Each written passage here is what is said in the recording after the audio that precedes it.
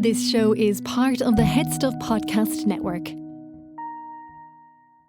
Welcome, gather round the fireside and listen to a tale of Fionn McCool, Cú Cullen, Deirdre of the Sorrows, Gráinne Wail. From giants right down to fairies, of both the drooping and solitary, and ghosts who are sometimes scary. Anything goes by the fireside. Yeah. Fireside, the Buka Fireside, the Marrow Fireside. Kings and queens fighting heroes, don't you run from the fun, there's no need to hide. Sit by the fireside.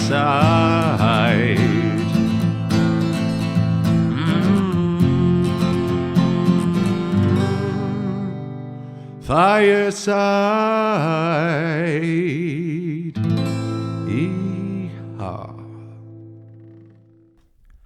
Hello and welcome to Fireside, the Irish storytelling podcast. Each episode of Fireside, we take a story from folklore or mythology, retell it, have a chat about the tale itself, and about the craft, the culture, and the history of storytelling. My name is Kevin C. O'Lahan. I am your host and your Fireside Bard. Welcome to episode number 242 of Fireside.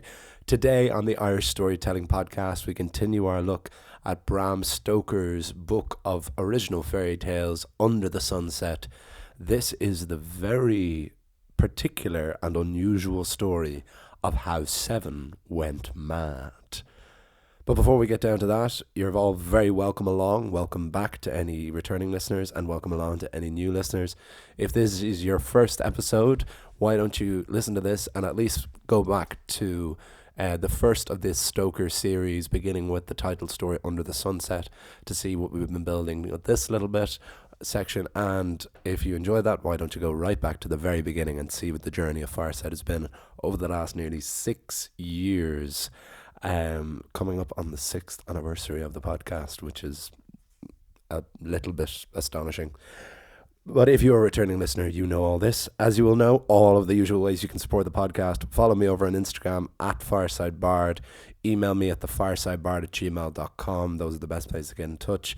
You can buy my book, Garden Sea and Neo-Myth of Home, available in Kindle on Amazon, or can be shipped in paperback anywhere around the world from the Head Stuff website. All the links are in the description below this episode. And the final way is, of course, you can support the podcast directly on Head Stuff Plus at headstuffpodcast.com, where for as little as €5 a month, although you can pay more if you want, you can gain access to bonus material not just for Fireside, but for all of the podcasts on the Head Stuff Podcast Network. And now that all those stories are out of the way, it is wonderful to be recording with you all once again. I really feel that I'm getting really back into the swing of Fireside after the unintentional break and absence over the few months. And this collection that I've been adapting of Bram Stoker really has been the perfect way to get back into this. Having completed the biography on Stoker that I read that introduced me to this collection, Something in the Blood, I've really found that hugely beneficial when adapting these stories, having more of a sense of who the man was and the things that he was interested in throughout his life. And this story is no exception. And this story is one of the most unusual that I've ever done on this podcast. And that is for the simple reason that, and stay with me now, this is a story about maths. Now, maths and I, numbers and me, money and me, all of those things, anything to do with numbers, we've never really gotten on in the past. I have always, the youngest age, loved words and stories, anything to do with that. But when it came to digits, that was something that never computed with my brain. So it is very unusual for me to stumble across a folk tale, even if it is an original folk tale from the late Victorian era, centered around mathematics. But I think that's what made me all the more interested in it. This is a truly original kind of story. And we will talk more about why Stoker would have written such a story after the story, because I don't want to give anything else away. I want you to go in as blind as I did when I started, because with a name like How Seven Went Mad, it could have been 7 people. I was not at all expecting it to be the number 7. But that is enough spoiler before we begin. But here we are with the tale of how 7 went mad on Fireside.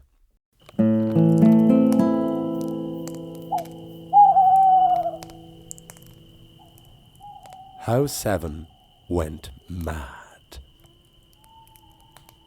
Once there was a boy in the land under the sunset who had an unusual pet.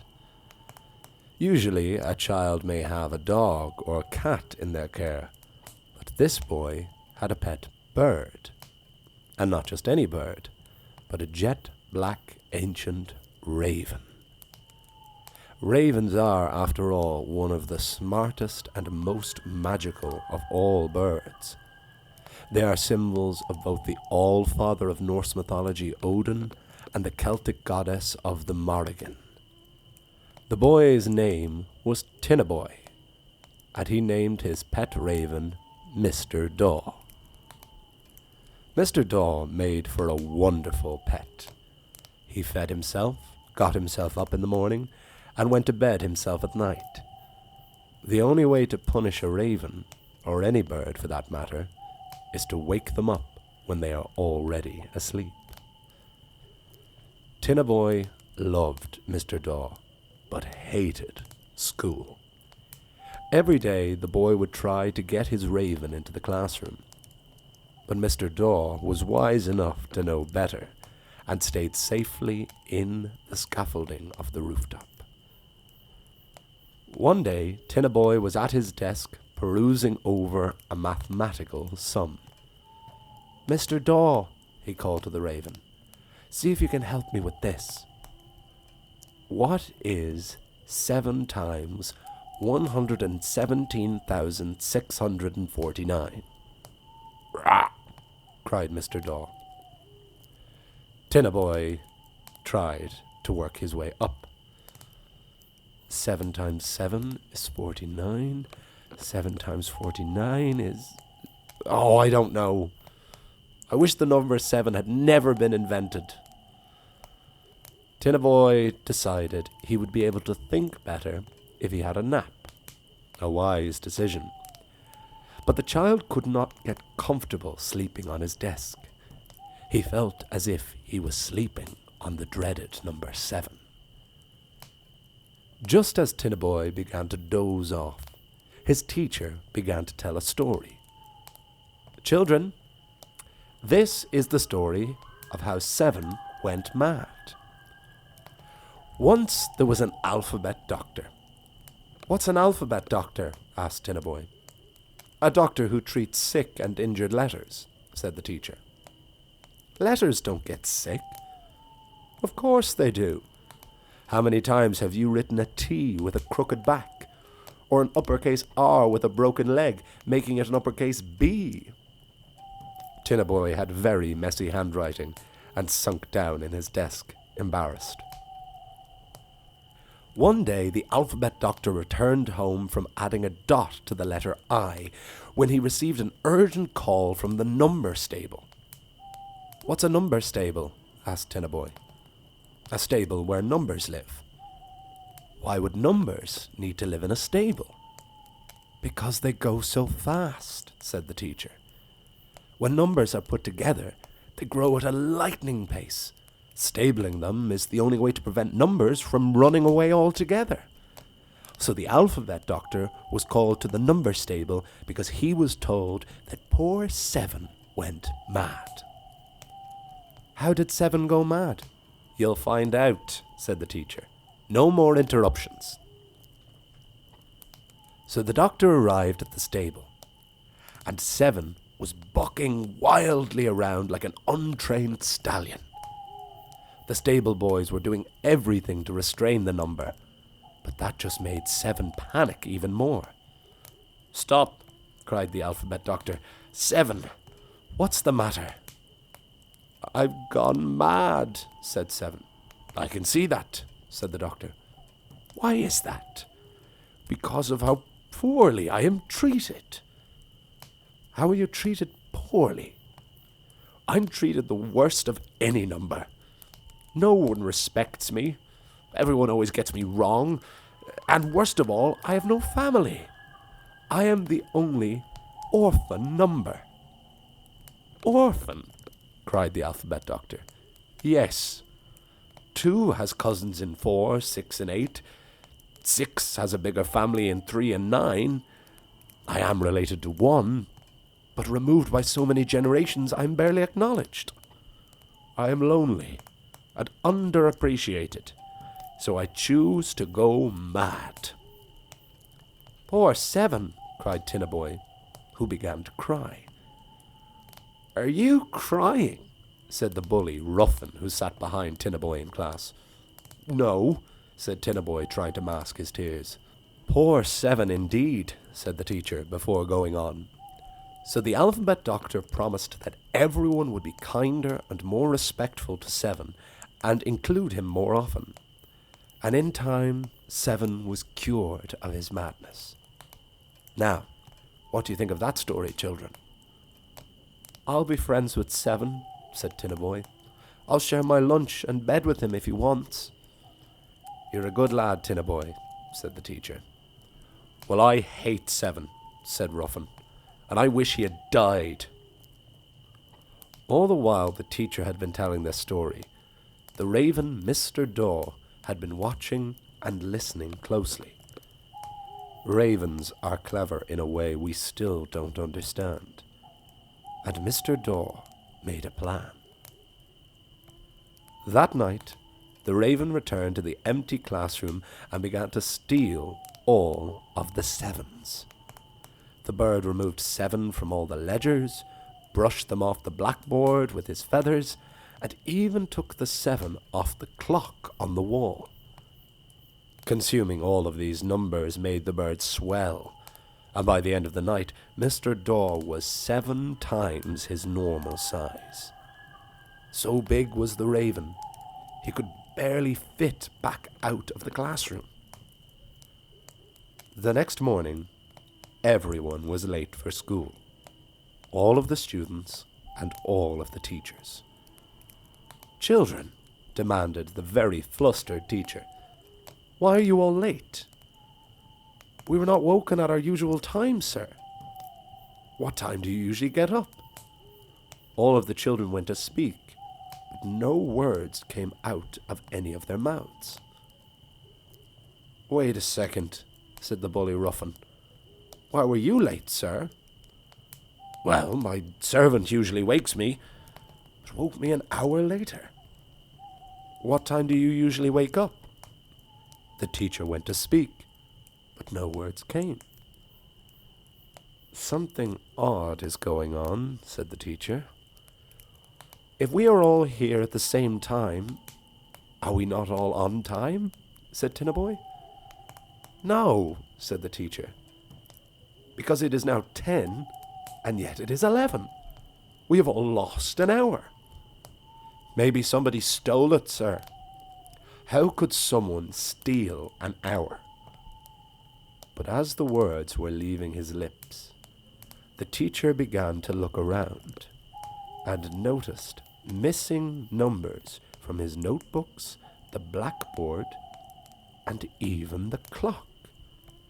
One number had been completely erased from the classroom, and not one person could remember what that number was. Mr. Daw had erased it from memory. Speaking of Mr. Daw, the 7 times his size raven perched in the rafters of the classroom. Well, perched is generous. Mr. Daw was wedged in his inflated size. He felt sick with all of the numbers inside him, and so he spat a 7 at the teacher. As if remembering something long since forgotten, the teacher cried out, 7! Of course! What 7? asked Tinnaboy, because none of the others had received one. The teacher began frantically writing 7 back on the blackboard. Something has stolen 7, children, and we must all remember. But trying to reintroduce a number proved difficult. and not a child could wrap their head around even 7 times 7. But Mr. Daw next decided to offload 7 onto his master, Tinnaboy. 49, cried Tinnaboy without even thinking. Yes, said the teacher. And what is 7 times 49? 343. None of the other students knew what was going on, but Mr. Daw now was feeling too sick to hold any numbers anymore. So the Raven unloaded all the remaining 7s onto the bully Ruffin, the very one who had wished death by insanity unto the poor number.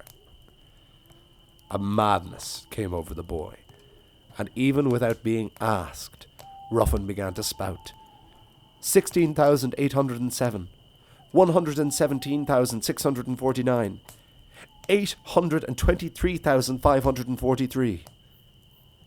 Mr. Daw had finally reached his original size by the time the bully reached the staggering 1,977,326,743.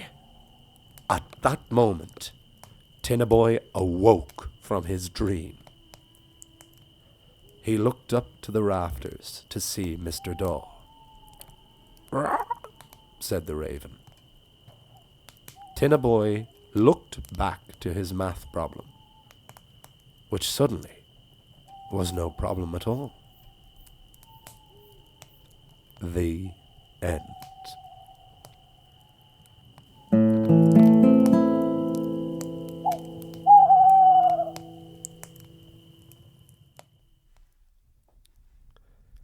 And that is the tale of how 7 went mad on Fireside.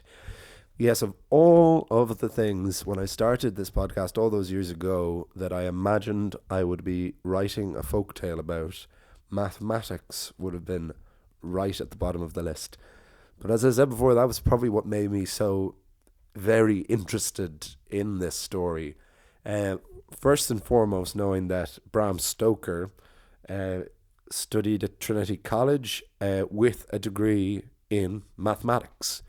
He was a numbers man first and foremost, and always worked as in the civil service and kept the books in the theatre. He worked with Henry Irving, so was always a man of numbers. So I love that he managed to incorporate that into one of these folktales and combine it with his other love, which of course became writing.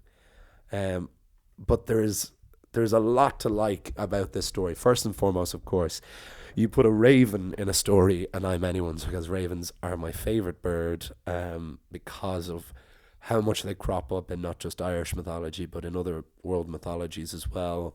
I love their intelligence, I love their appearance, I love their mystery, I love their magic. And Mr. Daw, the wonderfully named Mr. Daw, is no exception to the great pantheon now of great literary, folkloric and mythological ravens.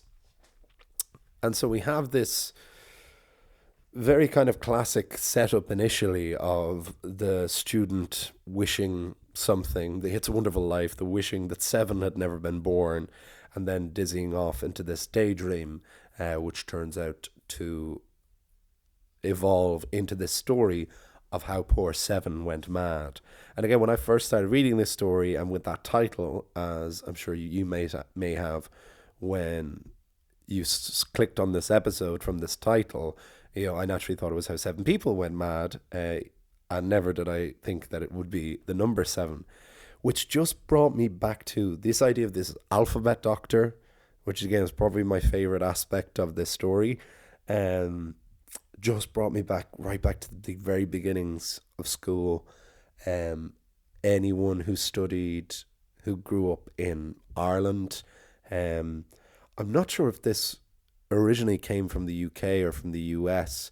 I certainly don't think it started in Ireland, but certainly kids of my generation will remember Letterland, Annie Apple, Bouncing Ben, Clever Cat, Dipping Duck, Eddie the Elephant, Fireman Fred, Golden Girl, Harry Hatman. I didn't intend to do them all, but I want to see if I can get Ippy Inc., Jumping Jack, Kicking King, Luna Lamp Lady, Munching Mike, Naughty Nick, Oscar the Orange, Poor Peter, Quarrelsome Queen, that's a tricky one there, Sammy Snake, Something Snake,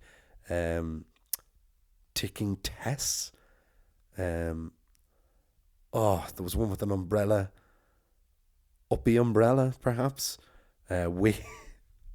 so close, Wicked Witch, I don't know if it was Wicked Witch, I feel X was Kissing Cousins, actually, which is kind of fucked up. There was a Yo-Yo Man for Y, and then a Zebra for Z. That's not bad. I think I got most of them there.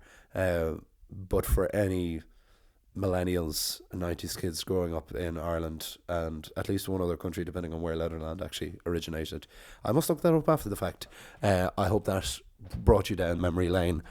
Pretty, like, considering I probably haven't looked at Letterland since I was about 7, pretty influential. And that is all I could think of when I was thinking about the Alphabet Doctor. And also as someone who has appalling handwriting, and has always had, but kind of because of that, I started a few years ago writing everything longhand. I write all my books longhand and journal very enthusiastically. And I've always tried to improve my handwriting just because of a shaken hand condition. So I've always had very messy handwriting. And so the idea of an alphabet doctor needed for the poor letters who are crooked and bent out of shape brought me a huge amount of joy, and is not something that I will soon forget. And also the idea of numbers being kept in a stable because they're so fast, that kind of gave me a new appreciation for them. And it made me obviously go back to the thought of this being the Victorian era, and obviously long before any kind of computer of any kind, and of how good at maths people would have had to have been before without any help, and how instantly and how much expansion you needed to have of your knowledge of multiplication and division. It just suddenly became, it did like what like a good piece of poetry does, is like it made something abstract quite concrete for me, which is a really cool thing about something even as simple as a story that was written for children. And some of the stories in this Bram Stoker tale have a little bit of a wagging finger. They're very like Victorian morality tales, and this is definitely one of them. But there's just so much joy and originality in it that I feel this actually would have worked if I had read this story when I was a child. Because seven is a tricky one. That idea of which numbers that 7 is related to, and how alone 7 is, and how complicated and how poorly he is treated, and poor number 7. And then of course we have the big meat of the story, which is Mr. Daw, the Raven, coming back into the fore and stealing the number from everywhere, and even stealing it from memory. This idea that like removing it entirely from the classroom makes people forget, makes everyone get up late. There's just an hour missing. They had a daylight savings essentially, but no one realized what it was until finally they are returned. And all of the numbers towards the end are of course like multiplications of 7, and the final one, this was a really fun thing to realize, a thing I never noticed before. The final number, which is 1,977,326,743. If I do have any mathematician listeners, they'll probably know that is 7 to the power of 11. And Futurama, which is one of my all-time favorite, I think one of the best written TV shows ever, certainly for the first 4 seasons of it, is full of mathematical gags that are just there and they're never addressed. One of my favorite things about Futurama is that there are lots of gags in it that are so clever and so well constructed and just never referenced. They're just there if you notice them. For example, that in New York in the year 3000, there is an owl pest problem, which is never addressed. You just have owls in the place, and the assumption, you just have to draw to the conclusion that they introduced owls to get rid of the rats, and the owls became the new rats. And there is also one time where there is a convenience store. I think it's only in one episode, which is called 1,977,326,743, which I only realised yesterday when adapting this story is 7-11, 7 to the power of 11. So I got a great... Any story that brings me back to Futurama is always going to be a great one. I suppose the final thing that this story made me think of is, and this is not a shameless plug, this genuinely made me think of it quite a potent way. As I said at the beginning, numbers never made sense to me, and I was always really bad at maths. I always thought that maths was going to cost me my place in college, which thankfully it didn't. I just about scraped by. But at the very end, in probably my final year of school, final year or final 2 years, I think just my final year, I had the best maths teacher. His name was John Reedy. I hope he's still teaching. And he was like any good teacher. He made me sorry that I wasn't better at what he taught. And that's what a really great teacher can do. And I wanted to please him and impress him, and I loved him. But after that, the only other time I wished I was good at maths was when I first met my ex-girlfriend, who had a really mathematical brain. And those were the only 2 moments in my life that I ever felt envious and wished to understand mathematics. And I wrote a piece in my poetry book, Garden Sea. It was the final piece written for it, chronologically at least, called Binomials. And I couldn't resist reading it here because I don't think I've ever read it on the podcast, but this is one of my favourites. Awakening sweat punctures an unwanted return to numeral testing grounds, where he was needed most, the highest talking head tending helpless fools. With Pythagorean shoe and fire-safe estimate opposing scatter-minded embryonic arms, we all the same exchanged idiosyncratic smiles at our grateful parting. A pass, the bare minimum, for a trek to begin. Since that abject scrape, I've straddled air of clan and wing and tended green fire, tripping over faith and fog and self-worth, but I've never teamed to tear a theorem. That is before your bronzed accountancy entered my song and dance. Binomials still evade me, as I resist and relish in our late-night platonic charge. I feel skin that could withstand horror, flash and rip apart wind, from crystal cold to rare heat, all for the chance of touching Saturn's metallic core. Crawl with me, lavender pop and leopard print, from door to door with curl on curl. Meanwhile, I'll boil sour and spice with thickening honey, drinking deep and fading off to welcome that same Pythagorean shoe. Tonight, perhaps, I'll sit beside you. So yeah, there's a little poem to end the story. Because that story about dreaming of numbers, I didn't think I'd ever discover other than writing that piece now, nearly 4 years ago. So I hope you enjoyed that as much as I did. I got a great kick out of that story. And as always, let me know your thoughts on not only this, but on all the Stoker tales recently. I will wrap things up now. But next week, next episode, I'll probably upload 2 a week. I'm going to try and upload 2 a week as much as possible until at least we get to 250, just to really convince both you all as listeners and me and myself that Fireside is very firmly back and won't be going anywhere again. The next story is of... Oh, and I just wrote it today. Oh, lies and lilies. Yes, that's it. We have a real morality tale next time. But as usual, you can buy my book. You've now got more reason to after hearing a piece from it. You got a sample of it there. Garden Sea is available from Kindle. or in paperback, which can ship anywhere around the world. Link is in the description below. Support me at Headstuff Plus. Follow me over on Instagram at FiresideBard. Email me at thefiresideBard@gmail.com. I will see you all. You'll hear me all next time. Remember, wherever you are and wherever you go, you can always join me by the fireside. This show is part of the Headstuff Podcast Network, a hub for the creative and the curious. Shows are produced in association with Headstuff and the Podcast Studios Dublin.